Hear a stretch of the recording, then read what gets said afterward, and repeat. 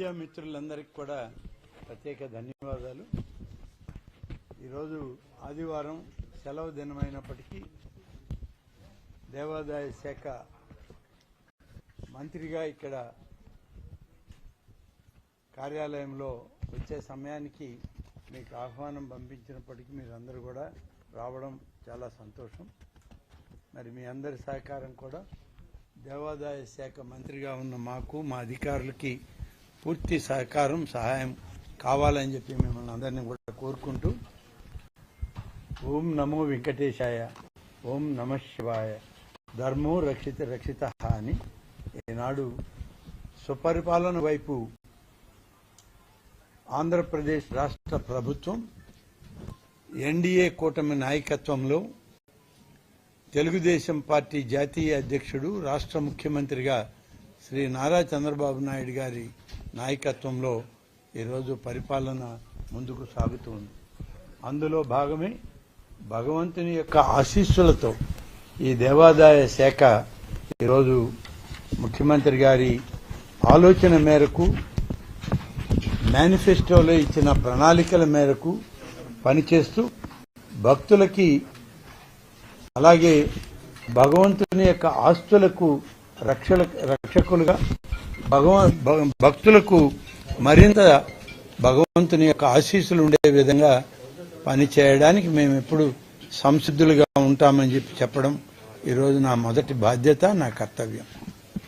అలాగే మీ అందరికీ తెలుసు, గత ప్రభుత్వ పాలనలో తిరుమల నుండి ఉత్తరాంధ్రలో ఉన్నటువంటి అరసవిల్లి వరకు దేవుడు ఆస్తులను కూడా వదలని పరిస్థితులు అనేకం మీడియాలో మీరే ప్రచురించారు, మీరే అందరికీ చెప్పడం కూడా జరిగింది. ప్రభుత్వం కూడా ఎప్పటికప్పుడు నివేదికలు తెప్పించుకోవాల్సిన అవసరం ఉన్నా గత ప్రభుత్వం నిర్లక్ష్యం చేసింది. ఇప్పుడు మేము వచ్చినప్పటి నుంచి చిన్న వార్త వచ్చిన దాని మీద నివేదిక తీసుకుంటూ ఉన్నాం. ఆ నివేదిక ఆధారంగా అధికారులను సరిచేసుకుంటూ పాలనను ముందుకు తీసుకుపోతూ ఉన్నాం. ముఖ్యమంత్రి గారు మొదటి దర్శనార్థం శ్రీ వెంకటేశ్వర స్వామి యొక్క తిరుమలకి వెళ్ళినప్పుడు అక్కడే చెప్పారు, మీడియా సాక్షిగా, ప్రక్షాళన అనేటువంటిది ఈ యొక్క తిరుమల నుంచే నేను ప్రారంభిస్తున్నాను.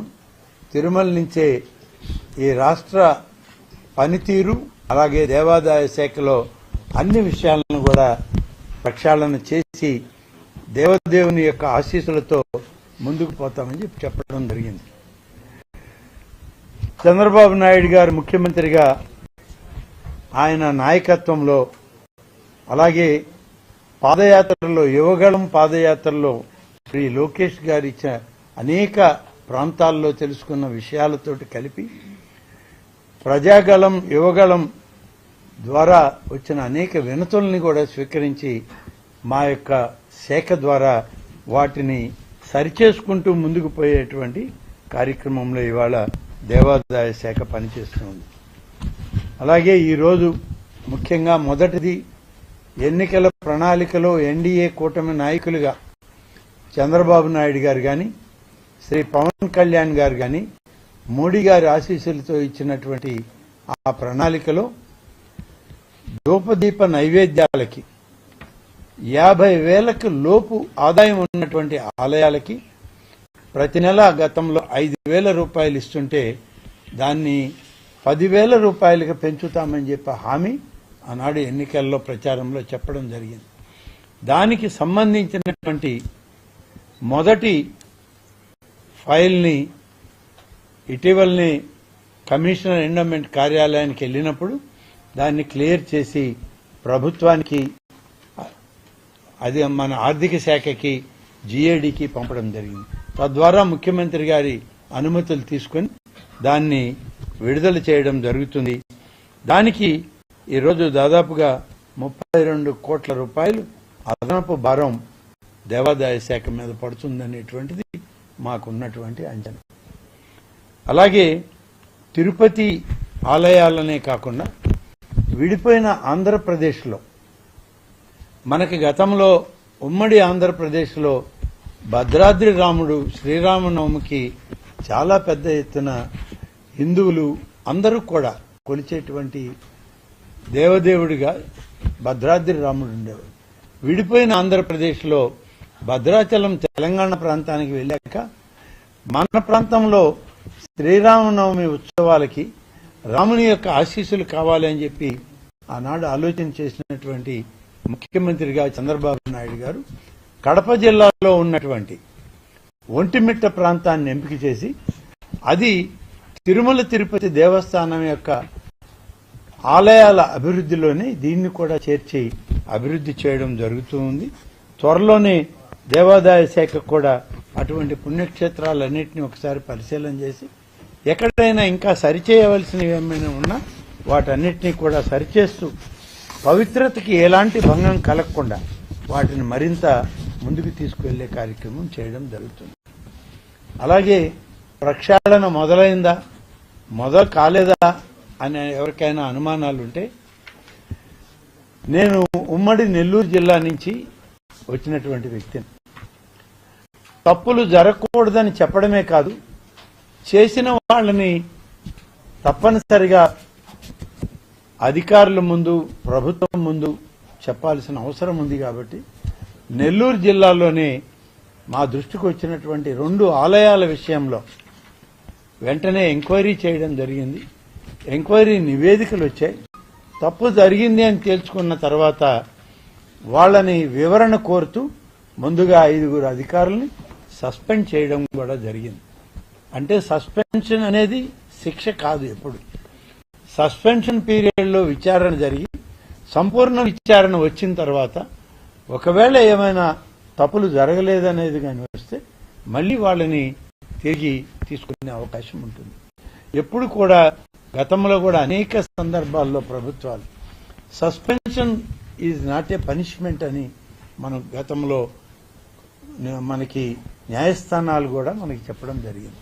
ఆ విధంగానే నెల్లూరు జిల్లాలో ఉన్నటువంటి 5 అధికారులని సస్పెండ్ చేశాం. 5 మందిని వాళ్ళ మీద పూర్తి ఎంక్వైరీ జరుగుతుంది. మరొక 2-3 మాసాలు పడుతుంది ఎంక్వైరీ పూర్తి అవడానికి. వచ్చాక అప్పుడు దాని మీద తుది నిర్ణయం తీసుకుని ముఖ్యమంత్రి గారికి నివేదించడం జరుగుతుంది.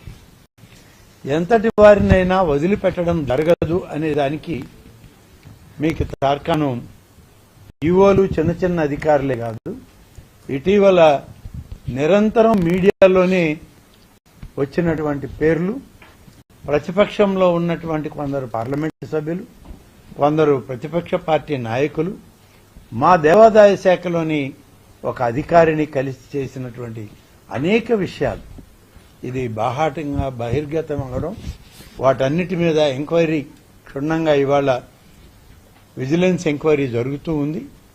విజిలెన్స్ ఎంక్వైరీ నివేదిక వచ్చి ప్రభుత్వం ఒక నిర్ణయం తీసుకునేలోగా వారిని కూడా సస్పెండ్ చేయడం జరిగింది. కాబట్టి ఎక్కడ తప్పు జరిగినా సరిచేసుకుంటూ ముందుకు పోవాలి అనేదే మా ప్రభుత్వం యొక్క లక్ష్యం. మా ఆలోచన కూడా అదే. అధికారులందరినీ చిన్నదానికి పెద్దదానికి సస్పెండ్ చేస్తారా, వాళ్ళ మీద యాక్షన్ తీసుకుంటారా అంటే మరి కాలానుగుణంగా వచ్చినటువంటి చట్టాల పరంగా న్యాయస్థానాల తీర్పులకు అనుగుణంగా కార్యక్రమాల్లో మేము ముందుకు వెళ్లడం జరుగుతూ ఉంది. అలాగే ఈరోజు కార్యాలయానికి తొలి రోజు ఇక్కడ సచివాలయంలోని నా కార్యాలయానికి రావడం, వచ్చిన సందర్భంలో ఈ శుభముహూర్తాన్ని కామన్ గుడ్ ఫండ్ దీనికి సంబంధించినటువంటి మరి కొన్ని దేవాలయాలని పూర్తి స్థాయిలో వాటిని పునర్నిర్మాణం చేయడానికి నిర్ణయం తీసుకోవడం జరిగింది. దాన్ని ఈరోజు మరి ఆ ఫైల్ పైన కూడా సంతకం చేశాం. ఆ సంతకమే ఈ కార్యాలయంలో తొలి సంతకం. దీనిలో దాదాపుగా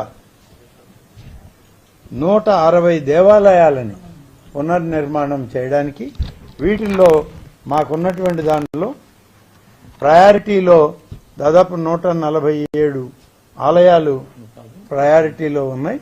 అలాగే 13 వచ్చి వెనుకబడిన ప్రాంతాలు, ఏజెన్సీల ప్రాంతాలు, ట్రైబల్ ఏరియాస్కి సంబంధించిన ఆ 13 ఆలయాలను కూడా కలుపుకొని అన్నిటిని కలిపి 160 దేవాలయాలను పునర్నిర్మాణం చేయడానికి ఇప్పుడు నిర్ణయం తీసుకున్నాం. ఇది సిజిఎఫ్ కమిటీ నుంచి ఇచ్చేటువంటి అనుమతులు. ఇది మంత్రిగా నేను ఇవాళ నిర్ణయం తీసుకొని చేసినప్పటికీ దీన్ని ధార్మిక పరిషత్ దాన్ని మళ్ళీ కూడా దాన్ని అనుమతించాల్సిన రాటిఫికేషన్ ఇవ్వాల్సిన అవసరం ఉంది. ధార్మిక పరిషత్ చైర్మన్ కూడా నేనే కావడంతో నిర్ణయం తీసుకున్నాం. కమిటీ ముందు పెట్టి కూడా పూర్తి స్థాయి అనుమతుల్ని ఇవ్వడం జరుగుతుంది. ఆ విధంగా ఇస్తూ ఈరోజు కొన్ని కార్యక్రమాలని నిలిపివేయబడ్డ కార్యక్రమాలు దురదృష్టం. గతంలో కృష్ణా నదీ జలాలు గోదావరి నదీ జలాల సంగమాన్ని పవిత్ర సంగమంగా ఏర్పాటు చేసి దానికి పెద్ద ఎత్తున ఏర్పాట్లు ఇచ్చి కృష్ణా జలహారతుల్ని ప్రారంభించినటువంటి వ్యక్తి ఇప్పటి మన ముఖ్యమంత్రి శ్రీ నారా చంద్రబాబు నాయుడు గారు. మరి ఏమొచ్చిందో మధ్యలో 5 సంవత్సరాల కాలం నాడు వైఎస్ఆర్ కాంగ్రెస్ పార్టీ ప్రభుత్వం అధికారంలోకి వచ్చాక ఆనాడు దేవాదాయ శాఖ ఉంది. దేవాదాయ శాఖకి 2 మంత్రులు పనిచేశారు. ఏనాడు కూడా కృష్ణా జలహారతుల్ని కొనసాగించాలని కనీసం వాళ్ళు ఆలోచన కూడా చేయలేనటువంటి పరిస్థితి. అందుకనే మా ప్రభుత్వం వచ్చింది. మా ముఖ్యమంత్రి గారి ఆదేశాలు తీసుకున్నాం. కృష్ణా గోదావరి 2 నదీల మనం దగ్గర జరిగేటువంటి జలహారతులు నిత్యం జరిగేవి, వాటిని కొనసాగించాలి. అదే పవిత్రతతో మరి అనేక వేల మంది ఆ ప్రాంతాలకు వచ్చేటువంటి యాత్రికులకు అలాగే పర్యాటకులకు ఒక ఉత్సాహభరితమైన ఆధ్యాత్మికపరమైన ఈ యొక్క జ్యోతుల్ని వెలిగించండి అని చెప్పి ముఖ్యమంత్రి గారు ఆదేశాలు ఇచ్చారు. దానికే ఏర్పాట్లు చేస్తున్నాం. రేపు గ్రూప్ ఆఫ్ మినిస్టర్స్ సమావేశం ఈ సమావేశ మందిరంలోనే ఏర్పాటు చేసుకున్నాం. నాతో పాటు సిఆర్డీఏ మున్సిపల్ శాఖ మంత్రి శ్రీ పొంగూరు నారాయణ గారు, అలాగే ఎనర్జీ మినిస్టర్ గారు అయినటువంటి రవికుమార్ గారు, టూరిజం మినిస్టర్ గారు అయినటువంటి దుర్గేష్ గారు, వీరందరూ కూడా ఇక్కడికి రావడం జరుగుతుంది. ఒక్కరిద్దరికి సమాచారం లేక ఆగితే ఆగొచ్చేమో కానీ అందరం కలిసి దీన్ని ముందుకు తీసుకుపోవడానికి త్వరితగతిన అక్కడ పనులు పూర్తి చేసి మళ్ళా పూర్వ వైభవం పూర్వపు జ్యోతుల వెలుగు కృష్ణా నదీ జలాలకి అందించాలి, గోదావరి జలాలకి అందించాలనే ఉద్దేశంతో అందరికీ ఈ యొక్క సమాచారాన్ని ముందుగా మేము తీసుకున్నటువంటి ఈ పవిత్ర సంగమంలో కృష్ణా జల హారతి పైన రేపు ముందుగా సమావేశం ఏర్పాటు చేశాం. ఆ సమావేశంలో తీసుకునేటువంటి నిర్ణయాలను బట్టి త్వరితగతిన దాన్ని చేయడం జరుగుతుంది. మొత్తం ఈ శాఖలో ఉన్నటువంటి ఆలయాల సంఖ్య 27,105 ఆలయాలు ఉన్నాయి. అందులో వివిధ గ్రేడ్లు ఉన్నాయి. 6A ఆలయాలు 236 ఆలయాలు ఉన్నాయి. 2 కోట్ల పైబడి ఆదాయం కమిషనర్ ఉన్న దేవాలయాలు ఈ 6Aలో ఉంటాయి. 12 కోట్లకు పైబడిన 7 ఆలయాలు అక్కడ కూడా కమిషనర్లు వాళ్ల దృష్టిలో ఉంటాయి. జాయింట్ కమిషనర్లు ఇవ్వగలుగా ఉంటారు. అలాగే 7 కోట్ల నుంచి 12 కోట్ల ఆదాయం వరకు 16 ఉన్నాయి. 2 నుంచి 7 ఆలయాలు 12 కోట్ల నుంచి 41 ఆలయాలు అవి ఉన్నాయి. అలాగే 25 లక్షల పైబడిన అలాగే వాటికి తక్కువైనటువంటి 172 ఆలయాలు ఉన్నాయి. మొత్తం భూములు 4,65,000 ఎకరాల భూమి ఈ దేవాదాయ శాఖలో ఉన్నటువంటి అనేక ఆలయాలకి దాతలు పూర్వీకులు ఆలయాల నిర్మాణం చేసిన సందర్భాల్లో ఇచ్చినటువంటివి ఇవాళ ఉన్నాయి. మొత్తం సిబ్బంది మాకు 20,839 మంది సిబ్బంది ఉన్నారు. అలాగే మతపరమైన 11,142, పాలనాపరంగా 9,697 మంది ఇందులో పనిచేస్తూ ఉన్నారు. 20,000లోనే ఈ నంబర్ కూడా ఉంది. అలాగే మొత్తం వేయవలసిన ట్రస్ట్ బోర్డులు 1234 వేయవలసినవి ఉన్నాయి. వీటిల్లో కొన్ని ఇటీవలే సాంకేతికంగా కొన్ని ఖాళీ అయినాయి, కొన్ని రాజీనామాలు చేసిన తర్వాత ఖాళీ అయినాయి. ఇప్పుడు కొత్తగా బోర్డులు వేయాల్సినవి ఒక 462 ఉన్నాయి. మొత్తం ఈ యొక్క ఆలయాలన్నింటినీ కూడా మరి ఎన్డీఏ కూటమి నిర్ణయం మేరకు ఇచ్చేటువంటి విధానపరమైన ఆలోచన మేరకు ముఖ్యమంత్రి గారి అనుమతితో ఈ నూతన ఆలయ పాలక మండలిని కూడా త్వరితగతిన పూర్తి చేయడానికి ఇప్పటికే నిర్ణయం తీసుకోవడం జరిగిందని చెప్పి ఈ సందర్భంగా తెలియజేస్తున్నాను. కాబట్టి ఈరోజు మీడియా మిత్రులందరికీ ఈ యొక్క దేవాదాయ శాఖ మంత్రి కార్యాలయం మీకు ఎప్పుడూ తలుపులు తెరిచే ఉంటాయి.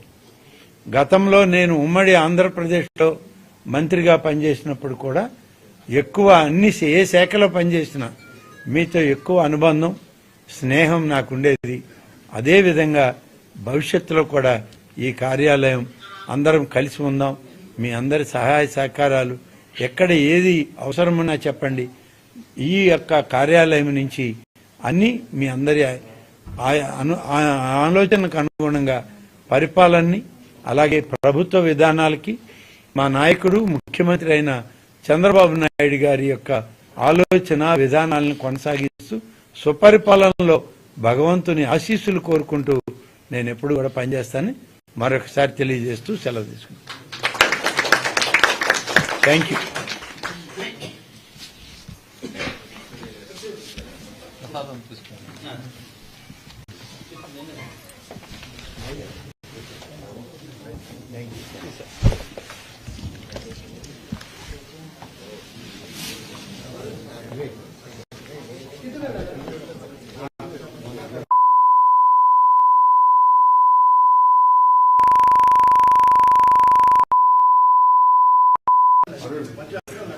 అరుణ్